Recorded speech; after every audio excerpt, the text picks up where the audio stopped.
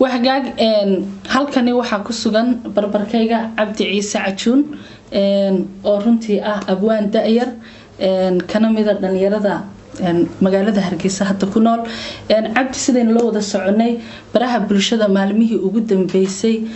waxa haystay sawirro iyo muuqaalo laga duubay fanaanadeena qaaliga ee Safiya Tusmo oo runtii hooyo Soomaaliyeed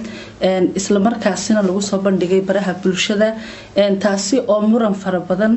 dhalisay bulshaduna kala duwan ay uga daran celiyeen bal ugu horeyn waxaan jecelahay maadaama adigu aad tahay eedeysamihii loo soo jeediyay inuu falkaasi ka dambeeyay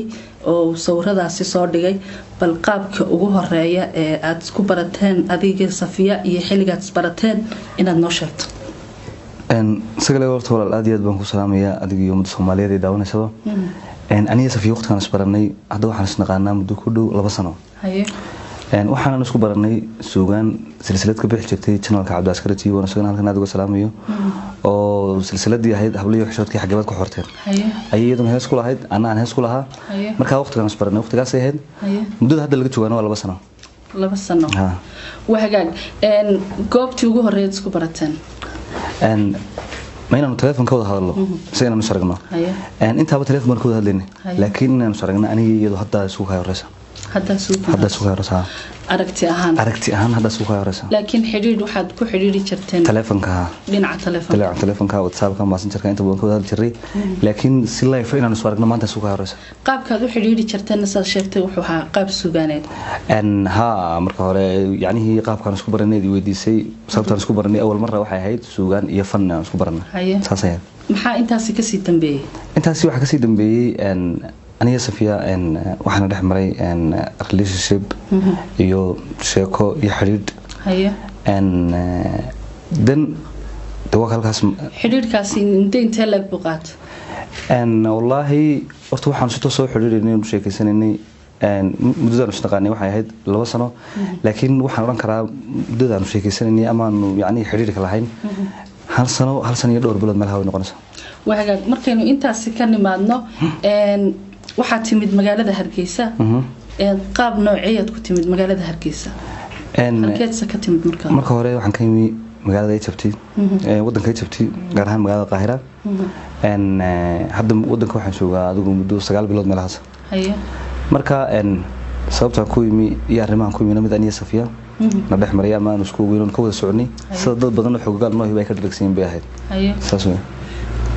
wahagaag waxa jirtay in lagu xidhay magaalada Hargeysa CID-da ama sirdoonka lagaaga yeeray bal sheekadaasi siday ku dhacday iyo qaabkii u dhacday baan doonayaa inaad nooga waranto sheekadaas horta dadku inta badan waxay ogyihiin xariga Safiya laakiin dadka in yar oo adiga iyo dhowr qof oo kala inaan aniguna la xidhnaa og laakiin sheekada hadda bulshada u biyaamiyo maalintan heestan ismuutiisay qalinliye maandeeq ay wada qaadan aniga Safiya doonay aan ka soo dareernay 5 galabnimo Crown Hotel meelaha ayaa markaan meesha ka soo dareernay waxaan isku weynaa xagga suuqa isku nimaadno deetana inantii telefonkeedii ba xidhmay anagu isma naarag 9 habeenimo ila soo haashay gurigay waxay sheegtay in iyadii Safiya la xidhay xagee leedin ka qaaday waan ku wuri markaa waxay ku tiri home cable ka horsan laga qaaday indhahana laga xidhay aniga Safiya markii dambe aan indhaha ka xidhan baa la soo celiyay Safiyana wala la xidhay cidi meedinarkiisii miicina ma yarkin marka waa saxay hadda meel ka raadina ma garanay meesha malaha dan waxaan ku dhaadaan raadinayo inaan soo helo inaan isku dayna saldhiga dhaxaanimi saldhiga dhex markaanimi wax la igu kuma jirto koodbuur baan tagay markaan koodbuur tagay ku gabadhaas meesha ku jirtaa intaan la jawaabin ayaa waxa la iga qaaday telefoonka oo la igu soo Cabdi Ciise muti ha telefoonka aan u baahna dadna soo aan askarta weydiiyay waxay noqotay qof xidhan baabana socdaa maxaa telefoonkayga laga rabaa kadib waxa la igu telefoonkaaga waxa u baahan CID-da وانا امر انغا naga sareeyo telefonkaygi waan siiyay waan deegtana ka tagay inantii marka la hadlo waxaan ku oranayo oo fiima ama la hadlo waxaan ku oranayo gabadhii waxa la igu yiri xagaasay ku xiran tahay laakiin anigu ma arag anigana telefonkaygi baa laga qaaday labadii habeenimo mar ay ahayd ay haddana inaan soo waxay ku Safiya xanuunsan in dawooyin iyo alaabo geeyno dan inantii waxay ku timi guriga anigoo la fadhiyo Cabdi Naasir Macalin Ciidid Cabdiraxiin Axmed Carab oo isagana halkan aad uga salaamayo anigoo xir badana kadib iyadoo gaariga watay guriga igu timi waxay u timi ka maarmi maayo inaad raacdo ama aan Safiya dawada u geeyno tii xanuunsanaysa okay waa sax baan ku wari waan soo raacnay markii aan salgid ku noqday markii labaadna wala xidho wax lagu adigana waa lagu baahan haye soo habeennimadii halkii baan ku hoyday inantii iga soo noqotay baan qoray fiimaa ahayd baan qoray markii xaafadeeda waxaan ku xaafadeeda iyo reerkiisa ugu sheegan aan xidhanahay dan subaxii markii ugu bari baan indha ka xidhan lay qaaday CID da leegay CID da maanta ma xidhnaa shantii galabnimo markay ahayd baa la yeeray dan waxaan ku maxaan ku xidhanaa wax la igu yiri lambar aad leedahay adigu telefoonada oo kugu qoran ayaa lambar aan raadinay muddo dhowr sano ah soo wacay labada lambar markaan anigu sitaaba mise waxaan gabadha u dhiibay baan weydiiyay mee wax la igu yiri waa ka gabadha u dhibtay gabadhaasi waa Safiya marka okay marka lambarkan xilliga la soo wacay xilliga anigu sitayba mise waa xilliga iyadu sidatay waqtiga lambarkan aan raadinaysan ay contactiga la sameysay marka wax la igu yiri waa inta iyadu sidatay dibas hadaba iyada la xiriir baan ku wada dan wax la igu yiri waa sax waxaan u baahnay Gmail-kaaga يعني dadka qaar bararkay bara bulshada ku soo qoriyay ninkan uu istifaaciyayo hadii la waraysto hadalka run kama sheegayo CID da iyo ciidanka qaranka iyo maanta Hargeysa jooga wax been laga sheegi karo ama aan yani waxaan la igu sameeyay ama falan la igu la kicina ka sheegi karo maaha dan wax la igu Gmail-kaaga u baahanay baasuurkiisa dan waxaan weydiiyay maxaa Gmail-kaaga iyo lambarka la soo wacay gabadhu seeto iskaga xidhan waxa la igu hawlan anagu u baahanahay telefonkaaga waad ka tagaysaa adigana waan ku sii deynaa Gmail-kaaga saxda ah isticmaasho noo sheeg laba nin baa markaa wareystay labada nin Gmail-kaaga baa suurkiisay weydiiyeen sidii baan ku siiyay waan tagay marka saddex cisho marka la iga hayay ayaan soo noqday deetana waxaan u tagay Faisal Xiis waxaan ku dhahay telefonkayga waa la iga haystaa dimensionada ka shaqeyn jiray macna la iga qaadiyo qaab la iga haystay midna ma garanay hadii aan dambi leeyahayna nimankan ay sheegan waxa telefonkayga ku haystaan hadii kan la soo siiyaan inankiiba markaa la hadlay kiiskayga gacanta ku hayay wuxuu ninkan haduu kiis leeyahay ana xiraya hadii kale telefonkiisa soo siiyay anoo yimaado baa leeyahay berito la galanoodkii markaan tagay waxaan u tagay waxa la dhibay telefoon waxa la igu niyo si fiican baad yeeshay si wanaagsan runta noo sheegtay telefonkayga oo la restore gareeyay tan waxaan ku maxay ku dhacday telefonkayga la restore gareeyay hadii waxyaabo adiga ku anfacayo kiis ku ay aniga kiis ugu ay ku jiraan maalinta soo qaato cadeynay iga dhigto deena maxkamadda ugu geysan sababta keenaysa in telefonkayga la restore gareeyaa maxay tahay tan wuxuu igu niyo arrin si qalad ah u dhacday weeyaan okay telefonkayga si qalad ah u dhacdo Gmail-kayga in la bedelo oo la guba iyaduna mid si qalad ah u dhacday baan ku dan wax la igu waxaan ku balan qaadanay xogtaada inaan ku soo celino arrinkanna waa mid qalad kugu dhacay markaa waxaan la yaabay bay igu noqotay waan iska soo baxay sidii baan ku yimi arrinta xalagaygu iyo ka Safiyay saas waa xaaladdan ka marayna taas ay ahayd وهاجاج dadku waxay inta badan isweydiinayaan oo maxaan idhaahdaaye lagu soo celcelinaya oo waliba anagoo de hooyooyinkii Soomaaliyeed kamid ah aan aad uga dareen celinay inaad adigu ka dambeysay Safiya sawiradeeda lagu baahiyay baraha bulshada waliba muddo in badan oo 2 sano ah aad Safiya lacag kula baayactamaysay $2,000 oo xataa jirtay sida la sheegayo inaad meel magaalada ka baxsan intaad la tagtay aad bastoolad madaxa kaga qabatay oo tiri haddaad lacagtaas bixin weydo maxaan idhaahdaaye naftaada sawiradana waan baahinaya sawirada inaad soo dhigtay ta lacagta aynu dambaysiinay maxaa ka jira mi horta arrinkaas waa arrin aad iga yaabiyay yani mudbayna Soomaaliyeedu cid waliba dhaqan bay leedahay yani horta ariga iga suurtooba iyo waxaan yeeli karaa midna maaha hablaan la dhashay hooyay dhashay haddana anigu qaba yani mid kale qofka doonaya qof inuu ceebaya isagu iskama bilaabo qof adduunyada ceeb ku naaxa ma jiro oo yani isagu yani shakhsi bilaadan oo dhibka raaxa moodaya ma garan karo de meel ku nooliyay ama dadkan qeylinayo inuu ku jiro laakiin qofka doonaya inuu qof ceebaya inuu isagu iska bilaabo wallahi ma garanayo meel ka dhacday meel lagu arkay toona almiina xitaa hadii yani horta wax iga suurtoobiyo waxa sameyn kara midna maaha hadii si xitaa dadku waxaan isweydiinayn haddaan anigu sawiradan qofka soo dhigaya ama u bareerayahay maan garan waayin xitaa inaan wajigayga ama indhahayga ama madaxayga meel uun qariyo xitaa soo moogid marka arrinkan waxaan shaqo ku leeyahay maaha wax iga suurtoobana maaha waxaan sameyn karana maaha waxaan sameyn jirayna maaha waxaan sameyn doonana maaha waxaan aaminsanay shil aniga Safiya nagu wada dhacay inuu yahay cid kasta oo falka ka dambeysay waxaad cadeyn haysataa ama ku cadeynaysaa inaanad sameynin falkan maadaama dadkoo dhani ay aaminsan yihiin oo ka aamineen inaad waxaan sameysay adigu sidaan horta ku sheegay aniga Safiya horba kugu sheegay waxaan nahay laba qof oo relationship ka dhaxeeyay hadii aan markaa u baahnay ceebaan iyada ula bareeraya inay jirto ma waa in sawir kaligeeda laakiin ceebta aan walaashay la doonayo anigu iskama bilaabeen waxgaag abwaan Cabdi Ciise waxa intaasi si dheer maadaama ninka gabadhiisu ay tahay hugiisa oo ay tahay inaad yani maadaama hugaygi tihiin inaad noo xil qarisaan asturtaan Safiya waxay sheegtay in gurigeedii ay ka dhex bilaamatay sheekadu oo yani adigoo ninkeedii aad ceebaysay bulshaduna waxyaabaha aadka ay uga dareen celiyeen ee looga fal celiyeen ilaa anaguba aanu ka xumaanay ay tahay naagde ama gabadh uu ninkeedii ceebeeyay oo maradii ka qaaday arintaasi maxaad kaga jawaabaysaa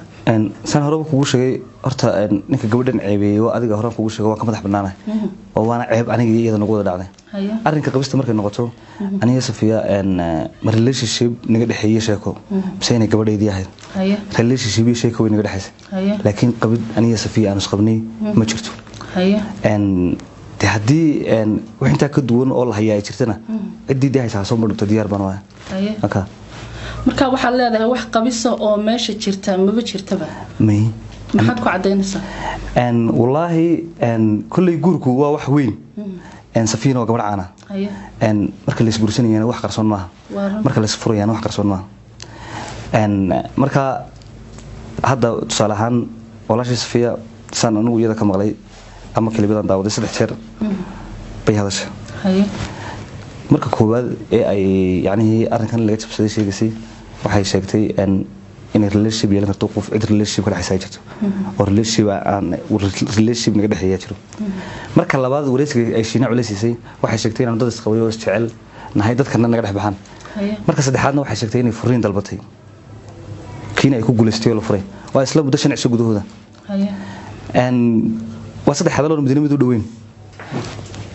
sax wala la marka hadda muhiimadda markan ku soo ururiyo aniga iyo inta wax qabiso naga dhaxeeyo oo meel loo yaala habeeraatay ma jiro waxagaag waxa jirtay muddadii aad xiriirka lahaydeen adiga iyo Safiya in bulshaduna ay sheegayso iyaduna ay sheegtay in lacag ay jirtay aad ku handaday oo aad tiri hadii aad lacagtaasi bixin weydo muuqaalada iyo sawiradaasaan soo bandhigaya arintaasi maxaa ka jirayada su'aasha anigu hadalka iyada kamaan maqal laakiin waxay cid kale yiraahdeen ama qof YouTube yiri ama qof kale live ka hadlaya yiri aniga waxay qosay maaha kaliya waxaan diyaar u ahay wixii aan walaashay ka maqal kaliya inaan ka jawaabo marka waxaan sina waxyada ka soo baxay maaha waxaan hadda anigu jawaabo waayana maaha because waxay tiri maaha خلاص waxagaag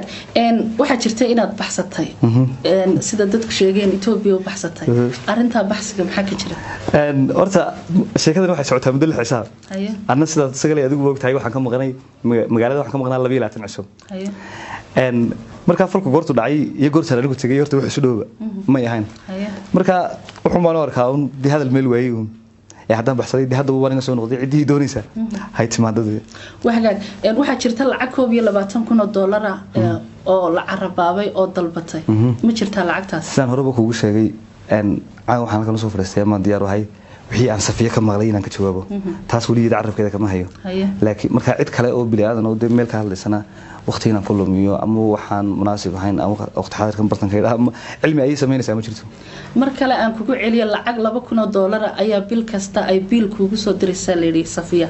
arinta kale iyadana maxaa ka jira horta laba qof sheekaystay relationship ku dhaxeeya wax way day suduriyaan wax way kala qaadanayaan oo way magaranaysaa wax kasta dhex mari kara laakiin cadadka la sheegay iyo waxaan aniga Safiya suduri jiray anigu ma ogi oo $2,000 ee bil kasta joogtada haayo ama aanu kala badsano ama aanu kala yareysano laakiin dadka marka ay sheekay xiriir dhaxayaan wax way isasiinaya waxay laakiin Soomaalidu cabiratay wallahi iyaga ka jawaabaya waxagaag waxa jira Facebook lala dhaxmarayay imika qaybaha baraha bulshada oo daqiiqad loo soo update gareynayay oo ilaa sawir aan galay la soo dhigay oo adiga ka hadlayay Facebookaasi ma adiga isticmaala anigu Facebookigi mudada 5 cisho deactive baan ka dhigo hawada baan ka saaray laakiin waa fake account iyo dad ama falow ku raadsanaya ama wax kale ku deedeeyay wax Facebook hadda anigu gacanta igu jira waqti xaadirkan ma jiro hal Facebook baan isticmaalaa kiina deactive baan ka dhigo hawada buu ka maqan ma jira intii ay soo baxday sawiradan lagu eedeeyay inaad ka soo dhigtay walaashin Safiya Tusmo wax dhibaato adiga ku soo gaadhay maxaa ku soo gaadhay nasabay bay soo gaaday hansabaad bay soo gaaday qaar la waan ku dirinaa bay soo gaaday qaar la hargeysa sida ugu soo noqon bay soo gaaday yaanihi adigu waa yaanihi wallahi waxaan xitaa yaani hadal aan meel u haystay iyo meel u socday iyo meel ka socday min aan garanayn baan waararka iyo waan dhaafayo laakiin haddii ay tahay adiga habaarkaysa leecayo haddii habaar tahay adiga habaarkaysa lee habaarayo haddii aan shabaab tahay wax qarsoon bade maaha markaas u soo jeedinaysaa bulshada Soomaaliyeed waxaan u soo jeedinayaa horta dad 1 milyan ku dhow ayaa baraha bulshada naga habaarayay oo in badan habaartamay oo ma garanaysaa waxaan tacaawo ilaahay magan ugahay inaan ummadda Soomaaliyeed iyo habaarkeeda aanu qasaarin mid ilaahay ka aqbalo oo noqdo hadaad falkii geysatay hadii marka hadalka waan ku soo wadaayay hadii waxaan anigu sameeyay uu yahay ummadda Soomaaliyeed ee 1 milyan ku dhow ay habaartamaysay waxaan habeenka caawa jecelahay in ilaahay ka aqbalo waxaan geystay haduu anigu yahay inaan ilaahay iga harin ummadda Soomaaliyeed habaarkoodaasi igu dhaco hadii kalena cid geysatay uu ku dhaco sideed u aragtaa in tabriyahan dambe waxa soo badanaya in gabdhaha la ceebeeyo adigoo kaba midaba deemka eedeysanayaashii inkastoo halkan iska difaacday sideed u aragtaa qof gabadh ah oo waliba ama caan ha noqoto ama yey noqonin in la ceebeeyo ama la handado oo la blackmail gareeyo loogu hanjabo waxaasan ka hayaa iyo waxaasan kugu sameyn doona waxaan arkaa wax aad iyo aad u falxun xaraana dhaqanka islaamka ka baxsan diinta islaamka ka baxsan dhaqanka Soomaalida ka baxsan yaani oo waxda la tilmaamo wax lagu tilmaami kara aanu jirin markaynu ka soo noqono waxa jirta hees ay Safiya qaado heesta waxa la yiraahdaa wuu qiiqaya heestaasi bal qisadeeda ayaan jecelahay inaad nooga sheekayso ni horta heestaasi waxyaabo ugu badan la soo diriyay dadku ay ilaahayeen ninka gabadha san ugu hoybaad horta ummadda Soomaaliyeed waxaan sheegayaa qofna madidiisa laguma gowraco heestan horta ana iska lahaa qisada heestuna sidan ma yahayn aniga Safiya wax naga dhaxeeyna ma yahayn waxaan taayada ka sameeyna ma yahayn waxaan iyadoo sameeyna ma yahayn waxa jirtay in Safiya habeenada kamid la soo hadashay yani inaan saaxiibnayo oo leeyahay Khadar Maxamed Abukur ninka laxanka saaray oo isagana halkan aad iyo aad uga salaamayo ayaa waxa ku soo gabadh baa jirta doonaysa hees deetana qisad dhaba marka maxay u baahan tahay kulin looga sameeyo waxa ku tiri gabadha ninkii ay isqabeen ee hore ayaa ninku kulul ahaayo wuu dhibay deetana wuu furay ciyaalkii iyadoo haysta wiil kale oo Soomaaliyeed relationship dhex maray marka xagga ka eegaysay inay kaga raysato dhibtii rafaadkii kii hore soo mariyay ayaa kiina iyadoo guursan ku noqday midkii kaga daran marka wayna jeceshahay hadda qof ay ka go'aan qaadan karto ama ay ka tagi karto ma aha deeto waxay u baahan tahay in qisadeedan loo tixgeliyo hees looga sameeyo waa sax waan ku wuri habeenkii horta heesta beejka koobaad sameeyay ninkaas oo ila fadhiyay laxan ku saaray Khadar Fiyoore dan gabadha heestii waqtiga ay soo bixileed aniga Safiya ka wada hadlo waan weydiiyay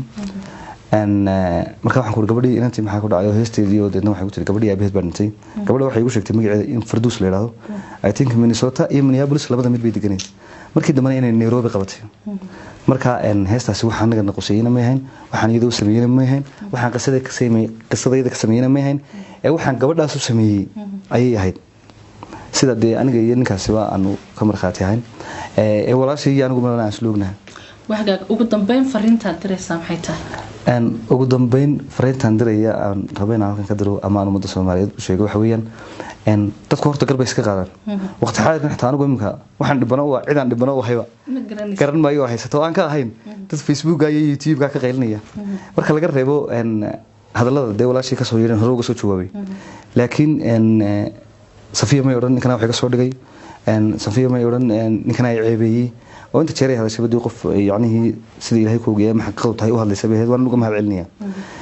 laakiin ummadda le waxaan baa dhacay iyo sidan baa dhacday waxaan leeyahay waxa kulli hubsima hal balastaabay Soomaalidu tirada qof kasta iyo wuxuu qabanay Ilaahay baa marka waligiin yaalihiin dadka waxaan ku weenayaa inaanay gar qaadin iyagoo on labadii qof labadaba arag intaas uu gadhay aad iyo aad noona salaamay inkii soo caayina waan salaamaya kii soo habaarina waan salaamaya kii difaacina waan salaamaya dhammaan waa dadkayga iyo kulli hadii ama qalad aaminsanayeen oo yaani fikir qaldan de laga dhaadhiciyay iyo intii ka saxan haysatay de aniga ila socotay labadaba maanta waa dadkayga iyagana waan salaamaya وهجاج آد بدو ما هتصنت هاي كاسنا وحوها عبد عيسى عجون أبوان كدا ذير وأنا كوري سنيني أرميه براها كل شدة قبصدي ولاش صفية تصمو تانية كلانتي دم بس تاسينا بتقلي آد بدو ما سنتين